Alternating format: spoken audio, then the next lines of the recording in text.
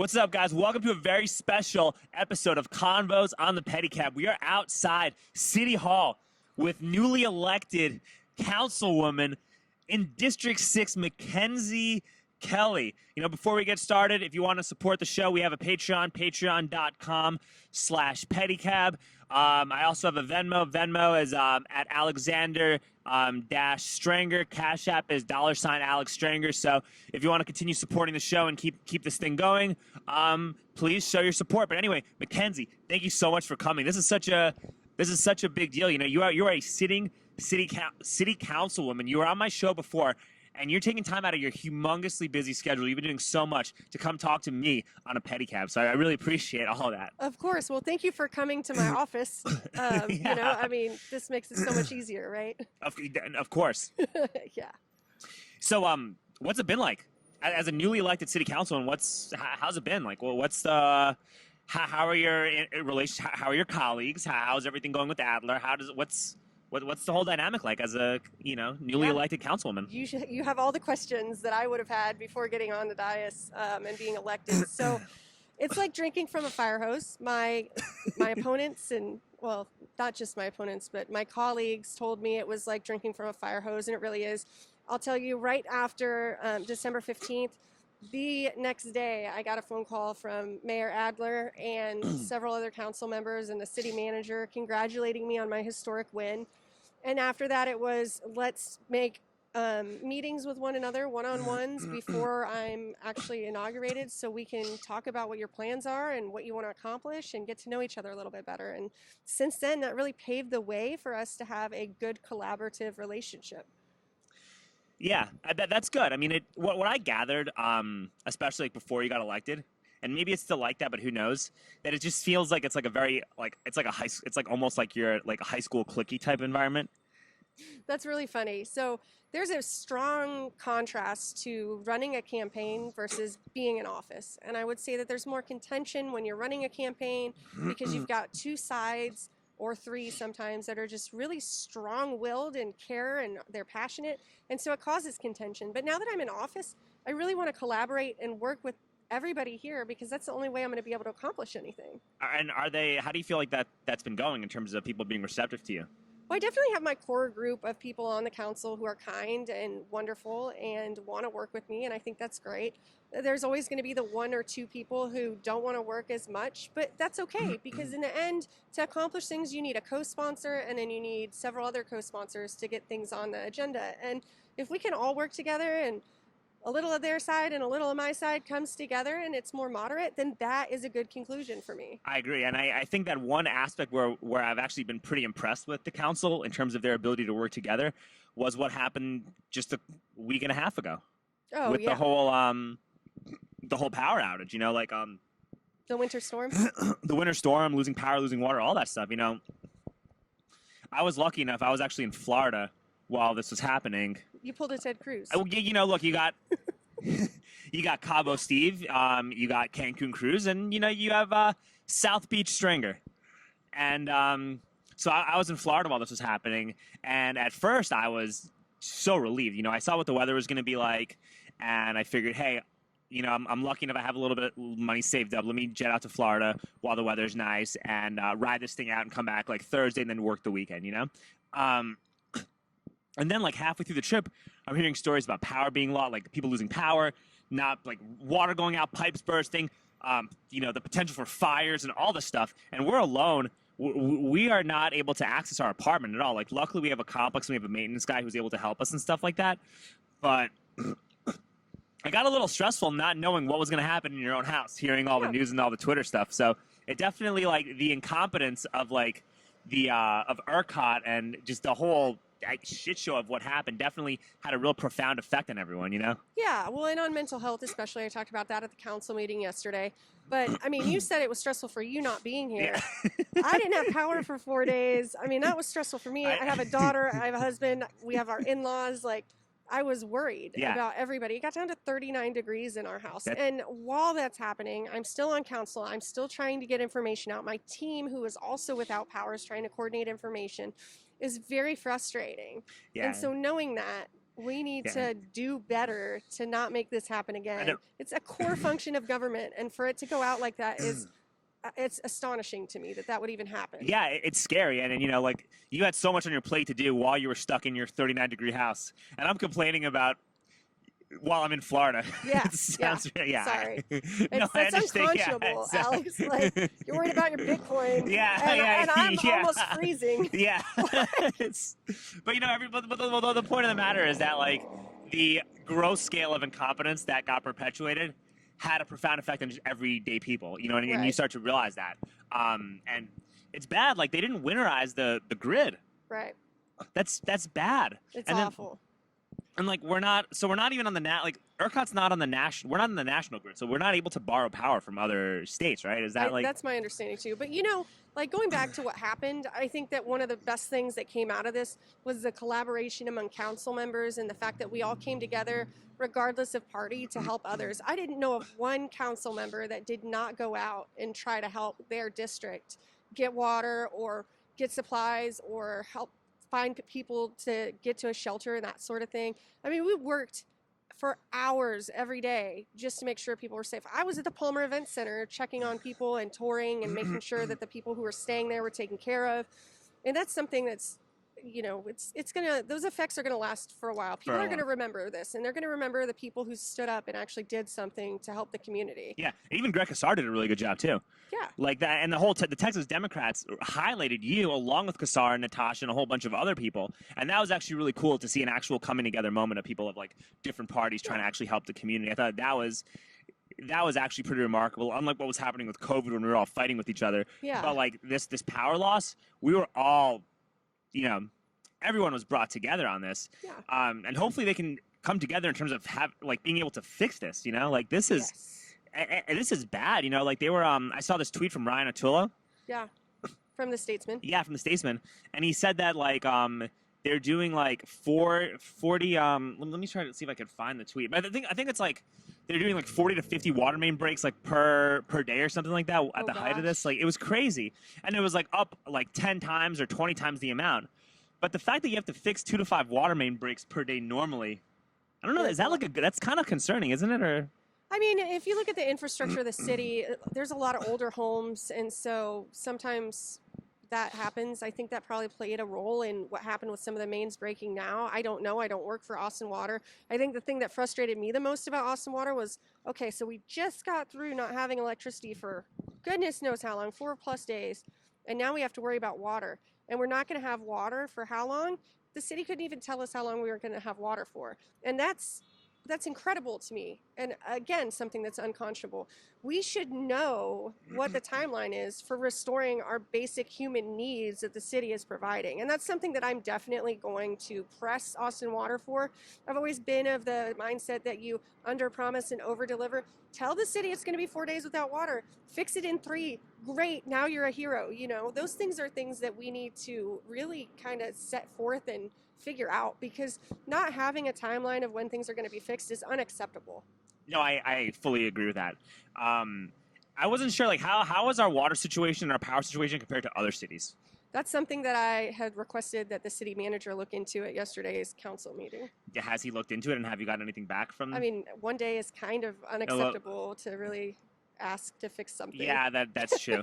But it is something to think about, to see like how to compare and contrast how we manage this the situation compared to other cities. And then I was seeing pictures on social media of downtown being totally lit up while East Austin was totally blacked out. And even like when I got back on Friday and I was hanging out on Saturday, there were like businesses that had their lights on that weren't even open. Right. Like, that is just wasteful in general. And even during the pandemic, you were seeing businesses with their lights on that were not even operational. Like, why are you doing that? Like, there's literally no... Right. Well, and I got on social media, and KXAN pulled my tweets, and they read them out loud. I basically pled to those businesses to turn the power off as much as possible. I also called into the radio station and did the same thing to business owners.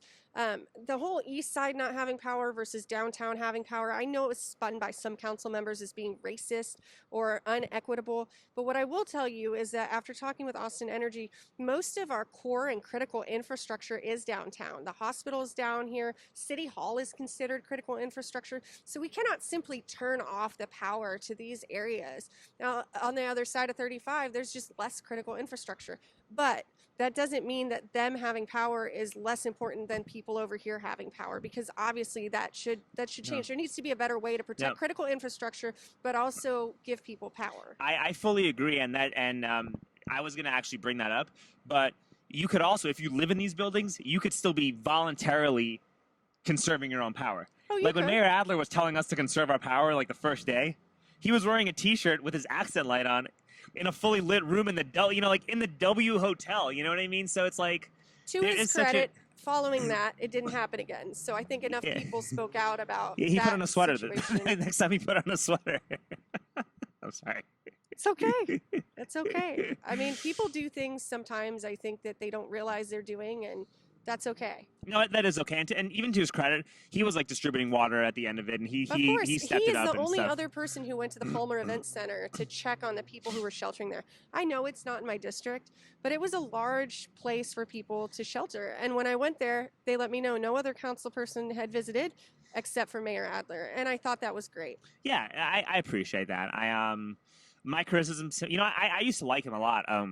Even when I was running against him, I liked Adler, right? But I think once the shutdowns and lockdowns happen, like that's kind of like an irreparable thing because of do like you blame it on him, or do you blame it on the World Health Organization or Austin Public Health, or I think they're all connected, right?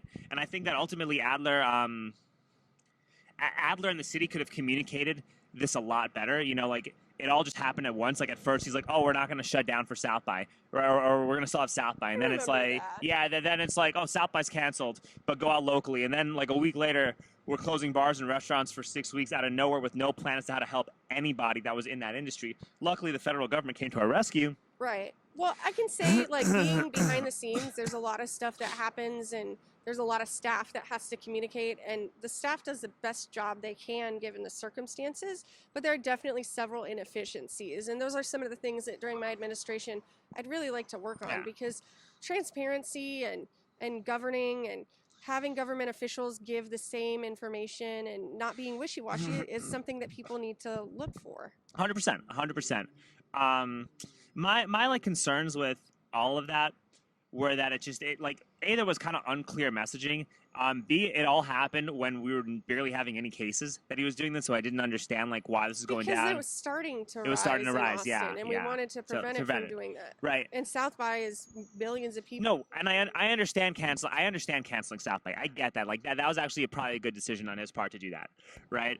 But like, once like Abbott started, like he was fighting, like once Abbott wanted to reopen, he was fighting Abbott on reopening, and he instituted like he tried to do a curfew for New Year's Eve, like just after he took a private jet to Cabo, telling us to stay home, like it was just stuff like that just rubbed me the wrong way. And then we're having all the protests in like early June, which are good it's good that so many people are like trying to like protest against racism. That's great, but then if there's a virus and it's okay to go protest like that in large groups, like why can't small businesses be allowed to operate? And then when they defunded APD, none of that money went back into the small business community. Right. So like it's just that type of stuff is it's right. Yeah. I would say, like, I never thought I would find myself in a position where I'm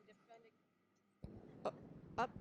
Yeah. Oh, sorry. I would just say that I never thought that I would find myself in a position where I'm actually defending the mayor or my colleagues, because I always saw them as these scary, angry people I would never be able to find common ground with.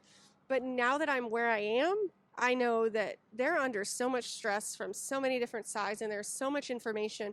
They have to make decisions, just like I do, that affect lots of people's lives. And there will always be people that are not happy.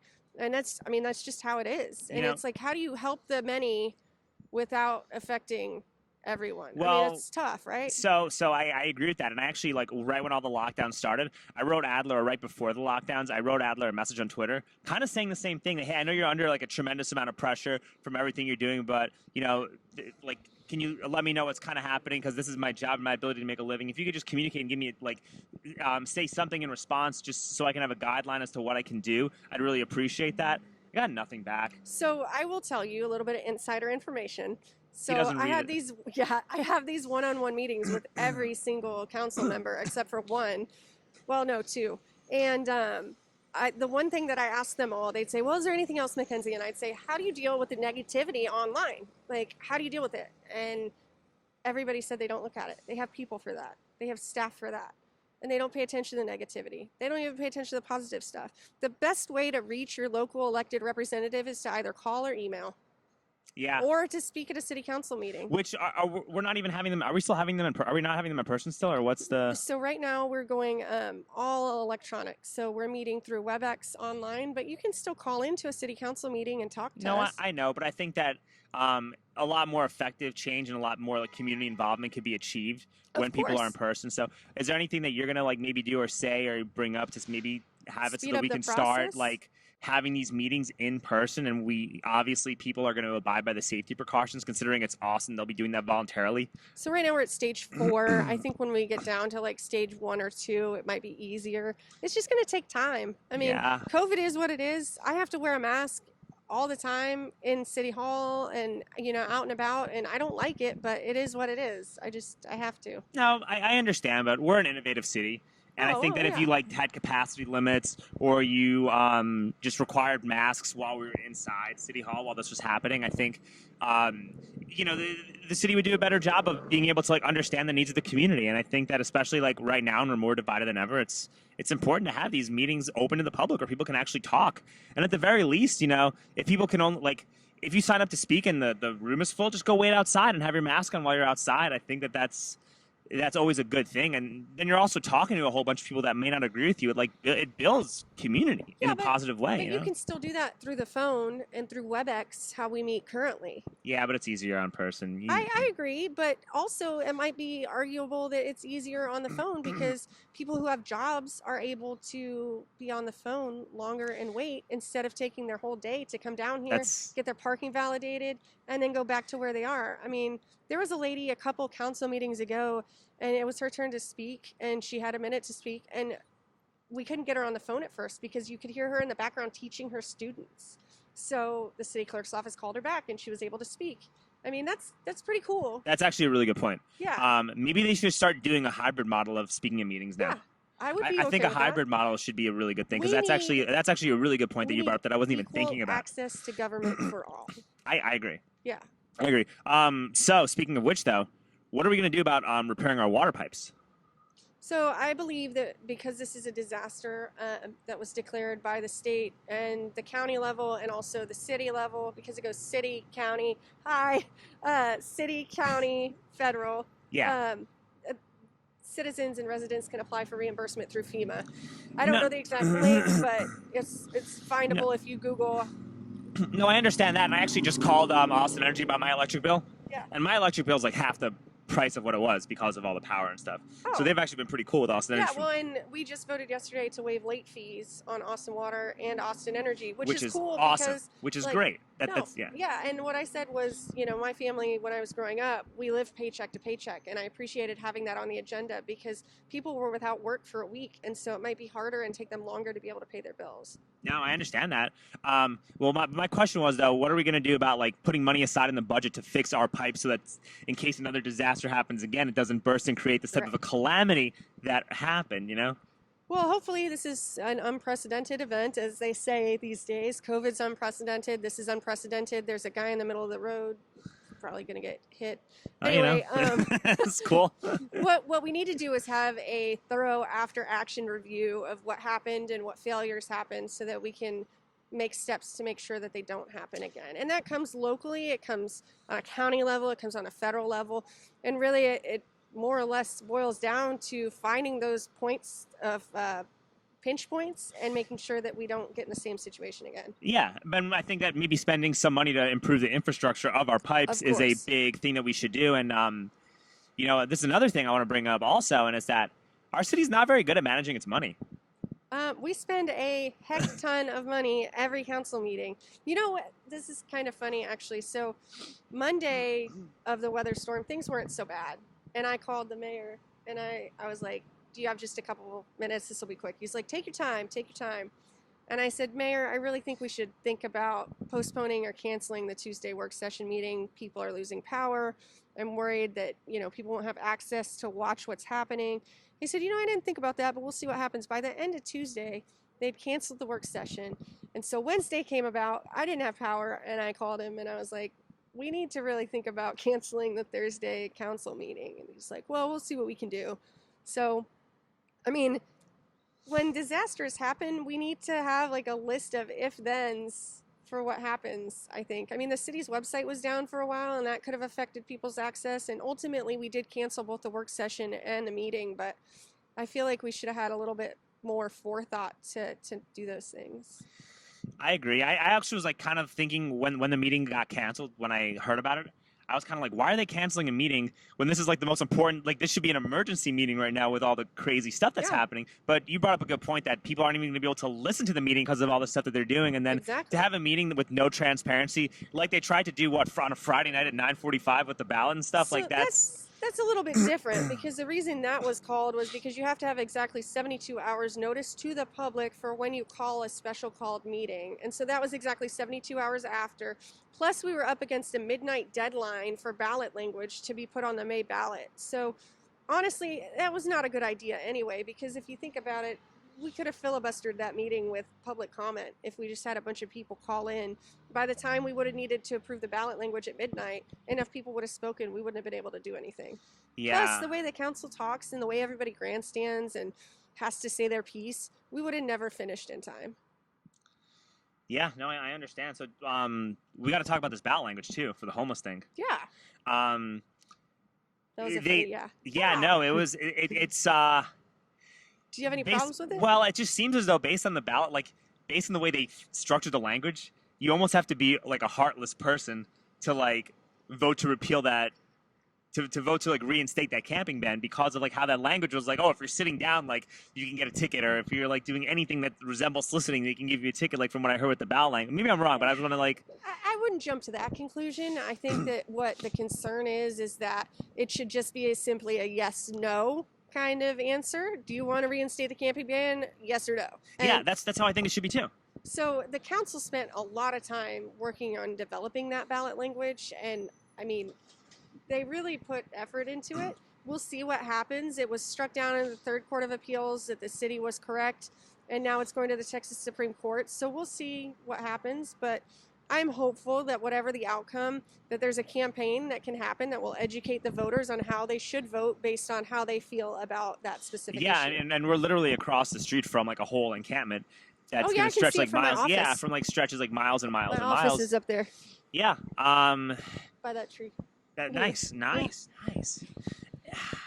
And then didn't they also have for this whole ballot language, they also did something about like policing and whatnot? Wasn't there something like about that Chrisar wanted to put in regarding like policing or something? So the Office of Police Monitor, yeah. Did that succeed or not? Well, it's on the ballot, but it's up to the voters to decide. No, I know, but like by putting that item, because I think that like that stuff is not like the worst thing to have on a ballot, but to have that stuff on a ballot when you have a strong mayor proposal and this camping thing, strong mayor's gonna fail. The strong mayor needs to fail, but the what I think Casar was doing in terms of putting that, better fail. Yeah. So, in terms of like putting that on the ballot, the police language on the ballot, on that same ballot, it's basically like he's doing it as a way to encourage like all these DSA buddies to like swarm the polls, and a lot of these DSA guys are going to vote for the strong mayor system, and they're going to vote to keep the camping thing in place. So it's just a way to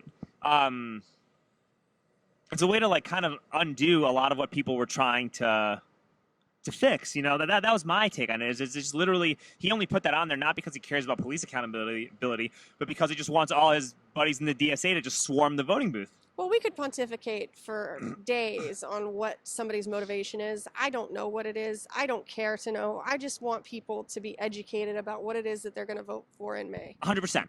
And my take on the homeless thing, we've had discussions about this. And my thing is, like, most of the guys that are camping are just down in their luck. They're pretty cool. They're not, like, bad people, right? But when you have, like, when you have an environment like what's happening in Austin, it's like enabling vagrancy to just pop up and pop up and pop up and pop up. And the more you do this, the more homeless people you're going to see on the streets. The more that happens, the more we spend money on them. The more we spend money on them, the less money that we get to spend, that we're spending towards like fixing our infrastructure or, you know, like supporting our small businesses that are getting wrecked by this whole pandemic. And then even with this the fact that we lost a whole bunch of power, like we were prioritizing like hotels for homeless people versus prioritizing hotels for first responders. Right. Well, and I took care of that. I contacted the city manager's office when I saw that was happening, and they corrected it. I have a problem with, I guess, the infrastructure side of things. The hotel that was purchased, this is public information now because we talked about it in yesterday's council meeting. I have a really loud voice now.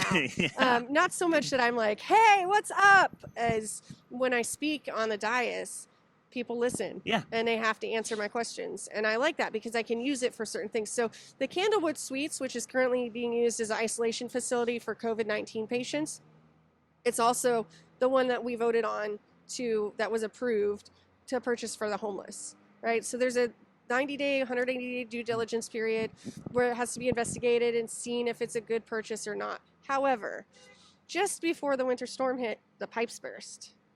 That seems to me like it would be a bad place to house homeless if it already has infrastructure problems. What kind of an investment are we making as a city to a hotel that will house the homeless in permanent supportive housing when it already has infrastructure problems?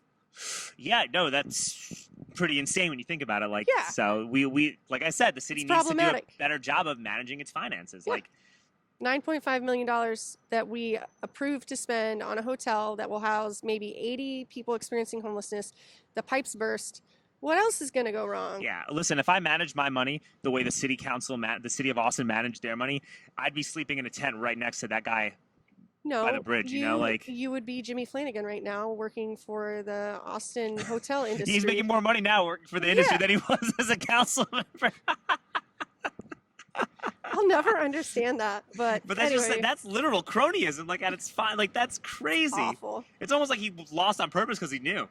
I don't think he lost on No, purpose. but that is- I that worked is really ins- hard for this seat.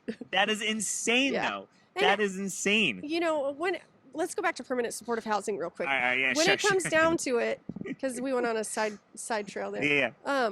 I really like the homeless plan for permanent supportive housing. I've met with city staff. I know what the plan is now. I like it, but I What- don't know if it's the best bang for the buck. Well, what's the plan? Just share with everybody, because now that provide- now that you know a yeah. little bit more, now that you're Of on the course. council and you got an inside scoop on it, like what's the Yeah. plan? So the plan is to provide people who are chronically homeless and have been identified by ECHO as chronically homeless. Most of these individuals have disabilities or they have some kind of chronic condition that requires them to need to be indoors. I think that's okay. I think that's great. It's awful, their situation. But once you get them into this permanent supportive housing, they sign a lease just like you and I would for an apartment. They pay a subsidized amount of rent. They would be given access to a case manager. Their case managers at permanent supportive housing have a ratio of 1 to 10 at the very most. And then they would have services like addiction treatment, mental illness, job skills, those sorts of things. I think that's great. That's all wonderful. But I don't know if it's a sustainable model to continue to scoop up hotels at $9.5 million each. Yeah, There's got to be a better way to do that. Yeah, and then Why there's don't we got put them in the Palmer Events Center like they did during the shelter? well, they can do it now because we're not hosting any events or conventions right now. Like that makes no Right. sense. Or what they should be doing is they should be using the Austin Convention Center to do all that stuff. Well, right now the convention center is being used as a COVID-19 Oh, right. That's alternate true. care Yeah. site. Okay. So That- you don't that want to make- mix COVID. You don't want to do people that. with, No, yeah. that's a very bad idea. But I did. I went and toured the Palmer Event Center during the sheltering that happened, the warm weather center. I actually, and I talked to some people who experienced homelessness. yeah, I wrote a letter to Jimmy Flanagan and emailed him like right when this thing started, and I was like, hey man, like I know you want to go to Rain and go to all these bars just as much as I do. Or just as much as I want to like give people rides to those bars, why can't we like work out a situation where we have contingency plans in case the hospital's overrun? Like, why are we not using the hotels for COVID? Why are we not using the convention center? I wrote him a whole letter about this, and no Did he response. reply? None. Oh, No, yeah, no that doesn't response. surprise No me. response. So I mean, I Where was, are we I on was, time? 10 minutes. I was literally ahead of my time with all this, Mackenzie. Yeah, look at you. I was ahead of my time trying to like say all this stuff, but yeah, I think my concern with with what they're doing with homelessness is by like enabling camping. It's also kind of making it harder for people to get into supportive housing, because now it's like, oh, I could just go hang out and live on this tent and not have to do anything. Whereas like, oh, now because you can't camp and panhandle and do things the way you were normally able to do it, well, now I better get into some supportive housing and get my life in order. So maybe like, you know. I don't know. But at the same time, There's not $9.5 enough million housing. on a hotel is not a good idea. And then you also got to like Yeah. have better programs for drug rehabilitation and all that But stuff I too. also You know, know like that there's homeless people experiencing homelessness that don't want to get into housing. That's true. They just don't want to. I know that also. I mean, then what do you do with them?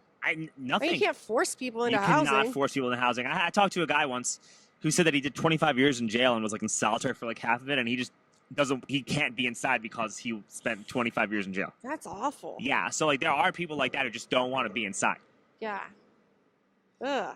I wish you could see my facial expression. Yeah, it's great. It's absolutely sucks. it's banana. It's total. You say it's bananas? Yeah, it's bananas. B-A-N-A-N-A-S. Bananas. It's bananas. B-A-N-A-N-A-S. Bananas. Yeah. But yeah, we were talking about managing the city's like wasteful spending and all that stuff. But it's good that you got on, because I think that if you being on the council gives a dissenting voice for people to like have to listen to. Yeah, so I think that there's different types of wins, right? There's the win of me passing good policy and being able to make a difference in the city. That's going to happen. I know it will, because the relationships that I formed with the other council members will allow it to. It may be less often than my cohorts, but that's okay. And then there's winning in the court of public opinion. I represent all the conservatives all across the city. And if I am the one dissenting voice and I use that loud voice to say, hey, I don't think this is right, or I ask the right questions, people are going to recognize that, and they're going to know that I'm standing up for what they believe in. And I know that because when I voted no on the hotel and I told everyone why, right away we started getting emails from people that live in district who heard what I said and were thankful. Yeah. And it's also, if you're a homeowner, that could bring down the property value and stuff like that potentially. There's all kinds of consequences. Yeah. And then depending on, as well-intentioned as a policy as that can be, like not everybody who's in these hotels wants to get their life together. They might just be going along for the free ride. They could still be like doing drugs and doing all types of stuff, especially if you have like a mental illness. And not every mental illness is like the same mental illness. I did. You know what I mean? True. So like, yeah, I did read one success story about somebody who I read about that in the it was in KXAN or KXAN, the day before the vote. Yeah. I was like, what timing? What timing? But you know, like a lot of that stuff could really be helpful and beneficial and stuff. But I just don't think it's a sustainable model, and we need to have a transitionary place so that the people on the streets. It's not safe for the people who are on the streets. It's not safe for you and me. I mean, it's awful. Have you heard of Servantspire? I think I sent this to you. I don't know. I have a buddy named Blake who has a charity. It's called Servantspire, and they basically provide like food and like toiletries and like job training to homeless people. That's cool. Yeah, I'll give you his info, and he's gay too, so you get some brownie points with the Democrats, Mackenzie. I mean, I have no problem with people who are gay. I know, exactly. I'm just saying it just... we know that. People are people. That's all that matters. We know that. But I'm saying Servantspire. I'll send you that guy's info, and I'll give it to you afterwards. But it's a really good like program. Every like Thanksgiving. Haven for Hope? Yeah, kind of like they give warm clothes to like homeless people, and they'll give like like a lot of it is toiletries too, because a lot of the homeless, they don't have access to like, of course. They're always being given food, but no one gives them toiletries, and no one gives them stuff to like wash and clean and bathe and stuff. So and then like Mobile Loaves needs to get some more money and funding and stuff like that. So I think that like there are definitely like a lot of outlets that are really good for the homeless community that should be getting more props from the city. Yeah, that's my take. There's a lot of programs that need to be highlighted and encouraged, because honestly, this is the homeless situation in Austin is something that should be, I think, a public and private partnership, and we should lean more on our private partners in the city. The city's kind of getting into this welfare area that's gray, and personally, I feel like less government's better. Yeah, and now there's also like the voting issue too. We also don't have the best solutions at the city. No, we don't, and we do not. And then like, I love everybody that works here, but come on. They're the nice Metro people. bus is empty right now. The Metro bus is empty, yeah. And is that the most efficient route? What time is it? Like, it's like, what, 4 in the afternoon? The Metro bus. Bye. The Metro bus is empty. They're spending $7 billion on a rail that people aren't even going to use. Yeah. We could be spending that fixing our infrastructure, supporting our small businesses, giving money. We should be giving money and subsidies to bartenders and bouncers and musicians. Yeah. We're the live music capital of the world, and none of that's happening. So right. we got to do that. Like, we got to, like, and even I bet you if you propose an item to utilize in our budget to start, like, putting money aside for our musicians, that's, like, a little bit better than the Saves Act. Yeah. That actually like helps the venues and provides like meaningful aid to these small businesses. And then there's just a caveat saying, hey, you got to pay your bartenders a little bit of back pay and your workers along with that. And that's a good idea. Yeah, like I think proposing something like that is going to go a long way, and it'll definitely get like there's no reason why the city will not approve that. Yeah. No, that makes sense. Hey, before we And- finish, did you see that I got Jim Spencer Day declared yesterday? No. Yeah, Jim Spencer, the weatherman, chief meteorologist on KXAN. He retired after 30 years, and the mayor allowed me to speak before the council meeting, and I presented him with a proclamation and surprised him. So yesterday was Jim Spencer Day in the city of Austin. That is awesome. Listen, we need Service Industry Appreciation Month. After what we had to go through, we need like a month. And even if it just like even if it's like a gesture, like I think service I can give you a day. What? I give you a day. Yeah, just like I did Jim Spencer Day. Hi, all these people. No, I think Service and Industry Appreciation Month. You don't have to do anything. A It's month just, is just too long. That's outside of my power. Like, you got to go to the mayor for that. And I don't know if he'll agree with you with that shirt on. Well, hey, that's fine. You go to him. And just you're in the council. I think Service Industry Appreciation Month. If you try to put that out there, I think that would give you so much love and so much positivity from the entire city, especially with what everybody in that industry has had to go through, what our musicians had to go through. A day's better than nothing, though. A day is better than nothing. I can only do so much. Hey, Service Industry, but the month could really start encouraging people to like go out and support the venues, and if we start like maybe our Minister of Culture, Matthew McConaughey, could declare it. He should. And look, I mean, we're laughing about it, but I really think that like Service Industry Appreciation Month could really it could go such a long way in terms of like making people feel like better about the council, because there's a lot of like there's a way more negative stuff people say about our city council right now than positive. And I think that if you start doing gestures like Service Industry Appreciation Month, or you start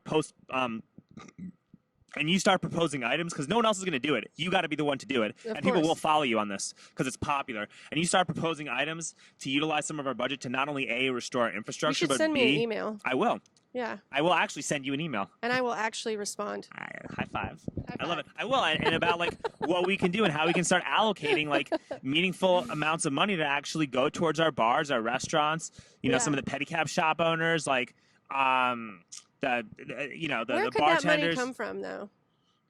Well, I think we do so much wasteful spending that maybe if we cut some of the wasteful spending that we do, we could maybe do a little audit and see what happens. Or we can always figure it out. The city has no problem spending money on like they did like a fashion project in Egypt. They spent 100. I voted no on that. Yeah, like some of the stuff is crazy. They spent $3 million on beepers. Pagers. Yeah. Okay, Kim Possible. Call me, beat me if you want to reach me. And then there's the 450K on the biomass plant that we didn't even use. Oh my gosh, it wasn't even online. Yeah. So don't tell me that the city doesn't have that the city's not gonna be able to find the money to like help support the industry that makes people literally want to come here. So frustrating. Well, I have to go to the next meeting. All right. I'm Mackenzie, so sorry. thank you so much for coming on. Of This course. has been a real pleasure. I really appreciate you taking time out to do this. Yeah. This has been an all-new episode of Convos on the Pedicab, featuring your District 6 City Councilwoman, Mackenzie Kelly. Before we go, Mackenzie, how do we get a hold of you? Yeah, so you can search for me on the city's website. If you have an official thing that you need to get help on, you can just go to City Council, District 6, and then it's me and my contact information's there. Or you can find me on all social media. Just search for my name, Mackenzie Kelly. Cool. And do you respond to Twitter, or is someone, are you... Oh, so I have two Twitters now. I have an official Twitter and my personal. Are you still looking at Twitter, or are you following Student the Council and, I get on there from time to time. All right. Yeah. Cool. I know Joe Rogan doesn't look at his Twitter anymore, so I mean, I think Really? when you get big to a certain level, it just becomes like there's so many comments and there's so much stuff that you just for mental health, people just don't look at it, Like City Council does. Yeah, I understand. Yeah, the important stuff does come to me though, so I mean, I do see it. Nice. All right. Yeah. Well, thank you so much, Mackenzie. I really appreciate it. Thank you. Bye. All right.